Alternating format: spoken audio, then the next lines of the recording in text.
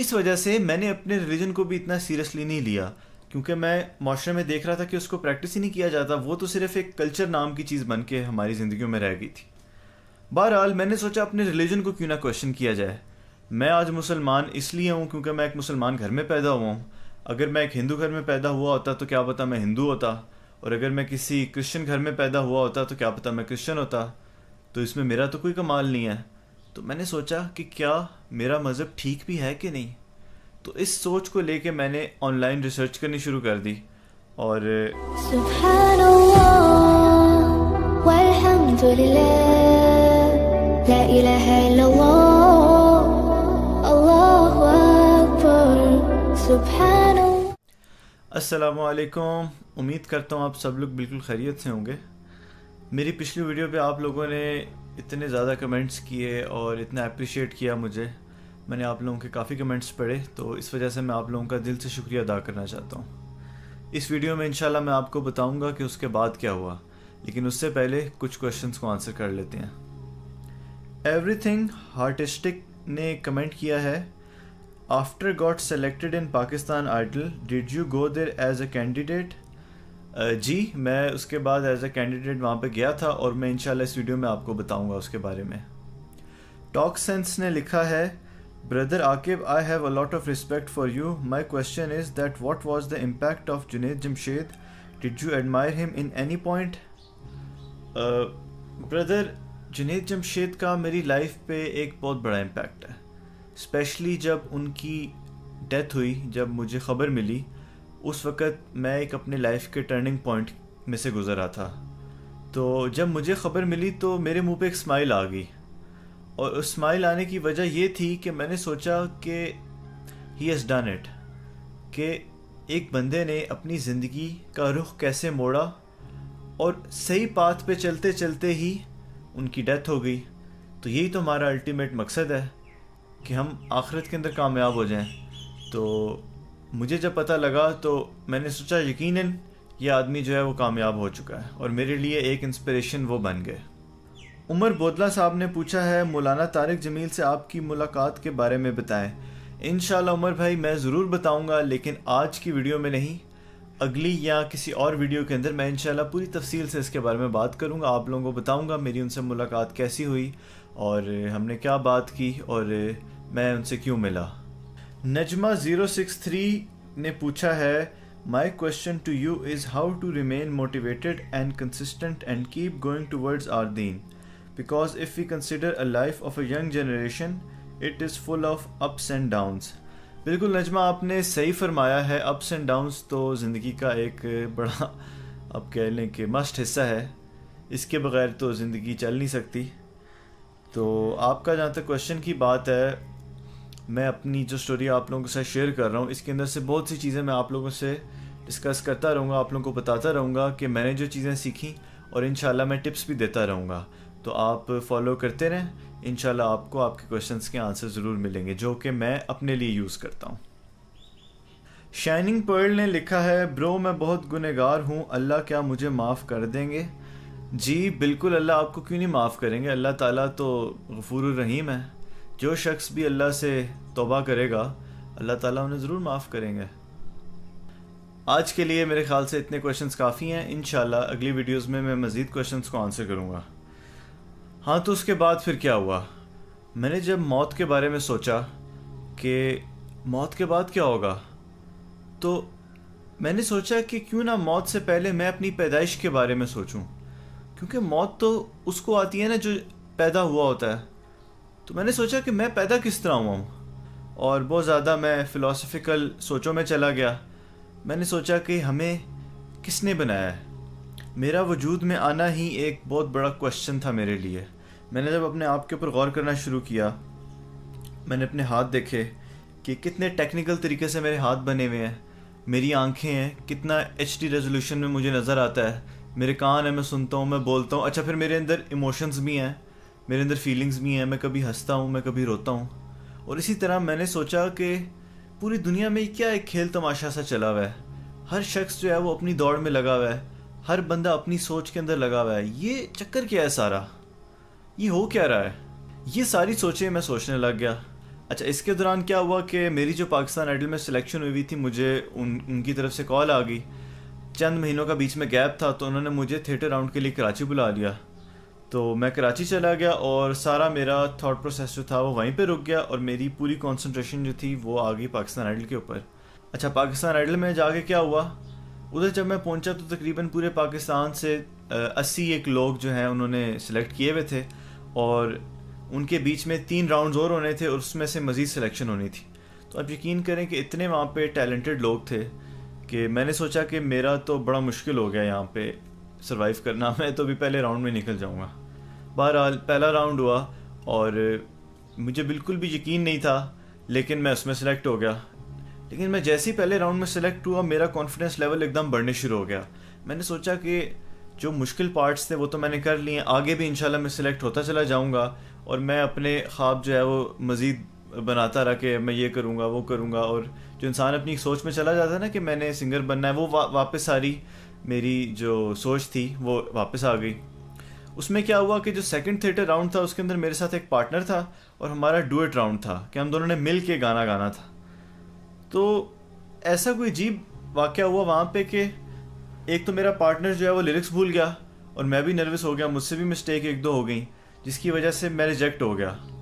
اور آپ یقین کریں کہ میں اپنا آڈیشن دے ہی نہیں پایا، اور مجھے اس بات کا اتنا افسوس ہوا. اور جب میری ایلیمنیشن ہوئی تو مجھے ایسا فیل ہوا جیسے میرے پیروں کے نیچے سے زمین نکل گئی، اتنا میں شوق میں آ گیا، کیونکہ میں بڑا کانفیڈنٹ تھا کہ میں سلیکٹ ہو جاؤں گا، لیکن اللہ کو یہ منظور نہیں تھا. بہرحال میں واپس آ گیا اور آہستہ آہستہ اپنی نارمل روٹین پہ آ گیا، اور جو میری پرانی سوچیں تھیں وہ بھی آہستہ آہستہ میرے ذہن پہ آنے لگ گئی.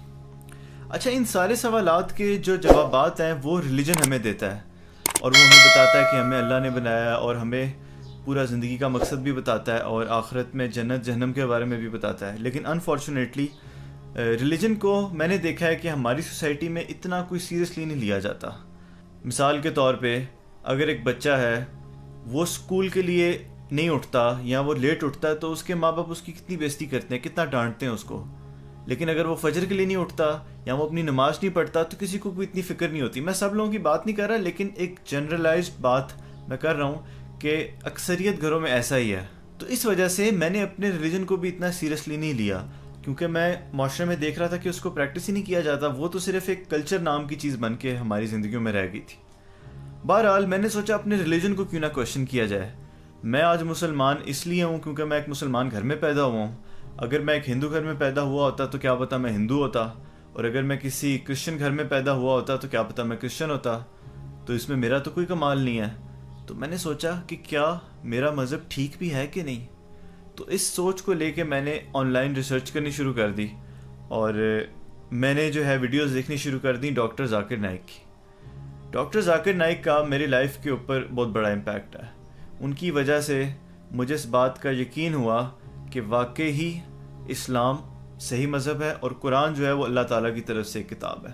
بہرحال میں نے ان کی ڈیفرنٹ ویڈیوز دیکھیں، انہوں نے نان مسلمس کے ساتھ ڈیبیٹ کی ہوئی، اور ان کو ریفرنس کے ساتھ حوالے دے کے بتایا ہوا کہ ان کی کتابوں میں بھی کس طرح ہمارے آخری پروفٹ محمد صلی اللہ علیہ وسلم کی نشاندہی کی گئی ہے. بہرحال میں بڑا امپریس ہوا اس سے، اور پھر میں نے قرآن کے میریکلز کے اوپر ریسرچ کرنی شروع کی، اور پھر میں نے مختلف جو باقی مذاہب کی کتابیں ان کو پڑھنے کی کوشش کی. تو پتہ چلا ان میں تو کافی مسٹیکس ہیں، اور قرآن ایک ایسی کتاب ہے کہ جس کے اندر کوئی مسٹیک نہیں ہے. بہرحال پھر میں نے کیا کیا کہ میں نے ان لوگوں کے انٹرویوز دیکھے جن لوگوں نے اسلام کو قبول کیا. ان کی جب میں نے باتیں سنی تو مجھے بڑا اچھا لگا، میرا مزید جو ہے وہ ایمان پختہ ہوتا گیا. لیکن میں نے سوچا کہ کیوں نہ میں ان لوگوں کی بھی رائے سن لوں جن لوگوں نے اسلام کو چھوڑا ہے. تو میں نے ان لوگوں کی ویڈیوز دیکھنی شروع کر دیں جن لوگوں نے اسلام کو چھوڑا تھا، یا تو وہ کسی اور مذہب میں چلے گئے تھے، یا تو وہ ایتھیسٹ ہو گئے تھے. تو جب ان کی میں نے باتیں سنی تو ان کی باتیں میرے پہ اتنی اثر انداز نہیں ہوئیں، کیونکہ اکثریت میں سے ان کی یہی باتیں تھیں کہ وہ معاشرے کو یا تو بلیم کرتے تھے یا تو فیملی کو بلیم کرتے تھے، اور وہ کہتے تھے کہ اگر مسلمان ہونا ایسا ہے تو اس سے بہتر ہے کہ ہم مسلمان نہ ہوں. اور کچھ حد تک میں کہتا ہوں کہ ان کی بات ٹھیک بھی ہے، کیونکہ آپ خود دیکھ لیں کہ ہم اپنے دین کو کتنا سیریسلی لیتے ہیں. اسی دوران ایک دن میں بہت سخت پریشان تھا، اور میں کسی چیز کو بہت شدت سے چاہ رہا تھا، لیکن وہ چیز ہو نہیں رہی تھی. تو میں نے ایک دن سوچا کہ کیوں نہ میں اس کو اللہ سے مانگوں. تو مجھے یاد ہے کہ میں نماز تو نہیں پڑھتا تھا اس وقت، لیکن رات کے ٹائم میں نے جو ہے 2 نفل کی نیت کی اور میں نے 2 نفل پڑھے، اور 2 نفل پڑھنے کے بعد میں اللہ سے دعا کرنے ہی والا تھا کہ یا اللہ مجھے وہ چیز مل جائے، لیکن میں ایک دم رک گیا اور میں نے سوچا کہ کیا پتہ کہ جو چیز میں اپنے لیے مانگ رہا ہوں یہ میرے لیے درستی نہ ہو۔ اور اس بات کا مجھے ایسے احساس ہوا کہ بچپن میں اکثر ہم چیزیں چاہ رہے ہوتے ہیں لیکن بڑے ہو کے ہمیں پتہ چلتا ہے کہ وہ تو ہمارے لیے ٹھیک نہیں تھی، تو میں نے سوچا کیا پتہ یہ چیز بھی میرے لیے ٹھیک نہ ہو، تو میں نے فوراً اپنی دعا کو تبدیل کیا اور میں نے اللہ سے مانگا یا اللہ جو میرے لیے بہتر ہے تو ویسا کر دے، جیسا تو چاہتا ہے ویسا کر دے میری زندگی میں۔ تو مجھے لگتا ہے کہ شاید یہ بات اللہ کو پسند آئی ہو۔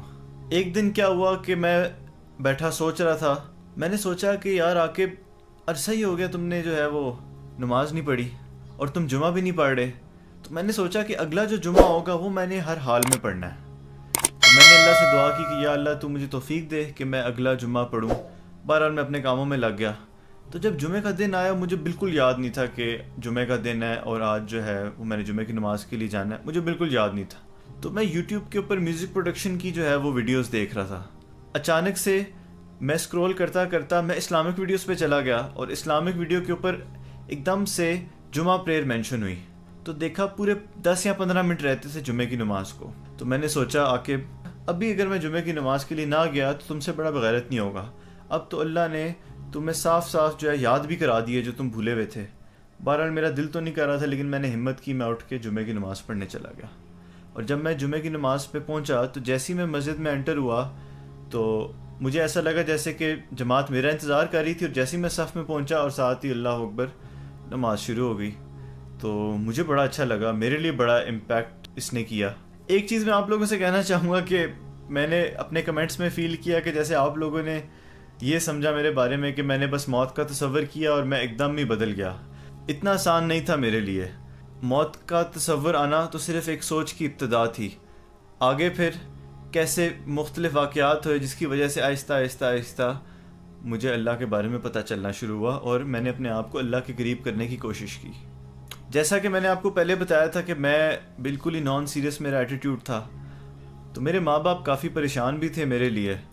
تو ایک دن میں اپنی پھپھو کے ساتھ، ایک پروفیسر ہیں ان کا نام ہے پروفیسر رفیق، تو ان کے بارے میں لوگ کہتے ہیں کہ ان کے پاس کافی علم ہے، تو ان سے میری پھپھو نے میرے بارے میں پوچھا کہ اس کا کیا بنے گا، یہ پڑھتا نہیں ہے یا پھر وغیرہ وغیرہ، تو انہوں نے کہا کہ فکر نہ کریں آپ اس کے بارے میں، اور انہوں نے نا مجھے 3 تسبیحاں دے دیں پڑھنے کے لیے۔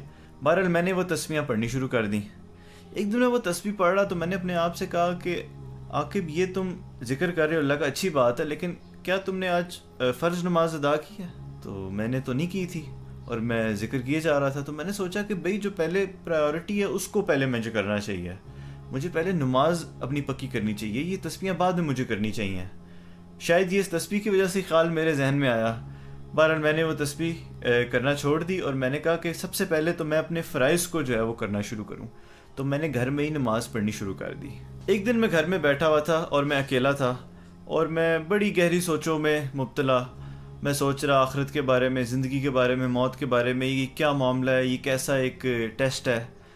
یہ سارے جواب تو مجھے مل چکے تھے لیکن اتنا آسان نہیں ہوتا کہ آپ ان کو فوراً طریقے سے ہضم کر لیں اور آپ کا دل مطمئن ہو جائے، آپ کو وقت لگتا ہے ان سب چیزوں کو اپنے دل کے اندر بٹھانے کے لیے۔ تو اسی سوچ میں بیٹھا ہوا اچانک سے بیل بجی، تو جب بیل بجی میں باہر گیا تو 2-3 بوڑھے سے لوگ تھے، بیچ میں 1-2 جوان بھی تھے، تو ایک بوڑھے سے انکل آئے میرے پاس، مجھے کہتے ہیں بیٹا کسی بڑے کو بلا دو، تو میں نے ان سے کہا کہ بڑا تو اس وقت میں ہی ہوں سب سے گھر میں، تو ایک بندے نے اشارہ کیا کہ چلو اسی کو جو ہے نا تم بات کر لو، تو انہوں نے مجھ سے کہا بیٹا اللہ تعالیٰ نے دنیا اور آخرت کی کامیابی دین میں رکھی ہے، اور یہ دین ہماری زندگیوں میں آپ محمد صلی اللہ علیہ وسلم والی مبارک محنت سے آئے گا، اسی محنت کے بارے میں مسجد میں بات ہو رہی ہے، تو آپ سے درخواست ہے کہ آپ تشریف لے آئیں مسجد۔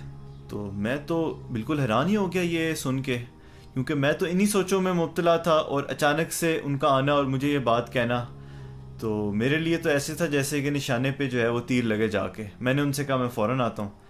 میں واپس اندر گیا اور میں نے شاور لیا اور میں نے اپنے کپڑے چینج کیے اور میں ان کے پیچھے پیچھے چلا گیا۔ جب انہوں نے مجھے دیکھا تو انہوں نے کہا کہ جی آپ، انہوں نے مجھے پہچانا ہی نہیں، تو انہوں نے کہا جی آپ کون؟ کیا ہوا؟ تو میں نے ان سے کہا بھی آپ میرے پاس آئے تھے. تو انہوں نے کہا اچھا ماشاءاللہ ماشاءاللہ، آ جاؤ. میں ان کے ساتھ مسجد چلا گیا. جب مسجد میں گیا تو وہاں پہ ایک بندہ بات کر رہا تھا، اور وہ بندہ بات کیا کر رہا تھا؟ بالکل سمپل باتیں کر رہا تھا. اللہ بہت بڑے ہیں، سب کچھ اللہ سے ہوتا ہے، اللہ غفور الرحیم ہے، ہمیں اللہ کی ماننی چاہیے. لیکن یہ باتیں سن کے مجھے اتنا سکون ملا نا، حالانکہ یہ باتیں تو میں نے بہت سنی ہوئی تھی پہلے بھی، لیکن وہ مسجد کے اندر جانا اور بالکل سادگی سے ان کی بات کو سننا تو مجھے بہت اچھا لگا. سمجھ تو آپ لوگ گئے ہوں گے. یہ لوگ کون تھے؟ یہ لوگ تھے تبلیغی جماعت والے. اور اس دن ہو رہا تھا میرے محلے کی مسجد کا گشت، اور میں تبلیغی جماعت کو پورا کریڈٹ دینا چاہوں گا کہ ان کی وجہ سے میرا مسجد سے تعلق بنا، اور اس نے مجھے آگے میری لائف میں بہت ہیلپ کیا. بہرحال میں نے مسجد جانا شروع کر دیا، میرے ایمان میں مزید ترقی آنی شروع ہوئی، اور پھر میں نے سوچا کہ میں اپنی زندگی کے مقصد کو ایک دفعہ پھر سے ریڈیفائن کروں گا. پہلے میرا جو مقصد تھا کہ میں نے مائیکل جیکسن جتنا بڑا سنگر بننا تھا، تو اب تو گیم ہی بدل چکی تھی میرے مائنڈ میں. اب تو میری پرائرٹیز ہی بدل چکی تھیں. میں نے سوچا کہ بھئی اب تو اللہ نے جو ہم سے کہا ہے اس پہ چلوں گا تو فائدہ ہوگا، کیونکہ اللہ سے بہتر کوئی نہیں جانتا. تو میں نے ایک جگہ پڑھا تھا کہ اللہ نے قرآن میں کہا ہے کہ اس سے بہتر کس کی بات ہو سکتی ہے جو لوگوں کو اللہ کی طرف بلائے. تو میں نے سوچا کہ کیوں نہ میں اپنے زندگی کا مقصد مائیکل جیکسن جتنا بڑا سنگر بننے کے بجائے لوگوں کو اللہ کی طرف بلانے کے لیے لگاؤں. اس سے میری دنیا بھی بن جائے گی اور میری آخرت بھی بن جائے گی، اور یہی میرے لیے سب سے بیسٹ کام ہوگا کرنے کا. لیکن یہ کام اتنا آسان نہیں تھا. صرف اس چیز کا احساس ہو جانا ہی کافی نہیں تھا. آپ کو پوری ڈٹرمنیشن چاہیے ہوتی ہے اس مقصد پہ چلنے کے لیے، اور کبھی آپ اس مقصد پہ چلتے ہو اور تو کبھی گرتے ہو، اور کبھی آپ چلتے ہو اور کبھی آپ پھر گرتے ہو. اور آج تک اس اسٹرگل کا میں سامنا کر رہا ہوں، اور آگے تک یہ اسٹرگل میرے ساتھ چلے گی. اور جو شخص بھی اس پاتھ پہ چلنے کی کوشش کرے گا اس کو بہت سی اسٹرگلز کا سامنا کرنا پڑے گا انشاءاللہ. اس کے بعد کیا ہوا وہ میں آپ کو اگلی ویڈیو میں بتاؤں گا. اگر آپ لوگوں کے پاس مزید کوئی کویشچنز ہیں آپ کمنٹ سیکشن میں مجھ سے پوچھ سکتے ہیں، اور میں ان کو کوشش کروں گا کہ اپنی نیکسٹ ویڈیو کے سٹارٹ میں ان کو آنسر کروں. آپ کا بہت بہت شکریہ. اللہ حافظ. نیچے سبسکرائب کے بٹن پہ کلک کریں، بیل کے آئیکن پہ کلک کیجئے تاکہ ہر نئی ویڈیو کی نوٹیفیکیشن آپ کو مل جائے.